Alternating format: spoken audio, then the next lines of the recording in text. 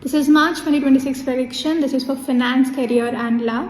So let's see what you can expect. So Sagittarius, you might be dealing with an individual or a situation where you're not emotionally satisfied.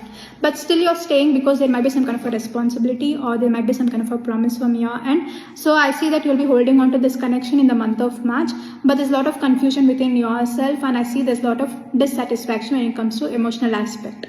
So I see that in case if you're dealing with a person, there's some kind of a responsibility or some kind of a promise which is holding you back. In case if it's a job or career, there might be some kind of an agreement or a contract which you might have signed. So even though you're trying to walk away from this job, you're not able to walk away.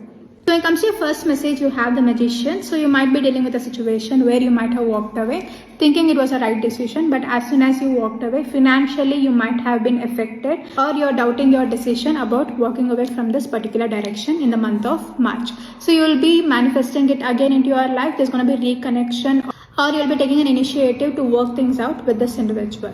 In message, you have 7 of Swords in reverse. So this tells that there's going to be a communication which will be initiated from your end and there's going to be some kind of a truth you'll be revealing. It's going to bring you a lot of clarity when it comes to you and your person and it's going to help you to work things out with this individual here.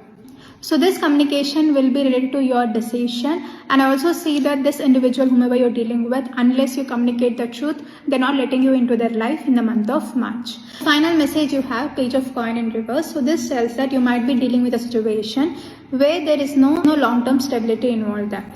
So you might be doubting about a long-term stability here. So it can be like, in case if you're dealing with an individual, you might be doubting that whether you really want to stay with this individual or not when it comes to long-term, whether you want to marry this individual or not when it comes to long-term, or if it's a job opportunity, you might feel that this job is not going to promise you any kind of long-term or financial stability.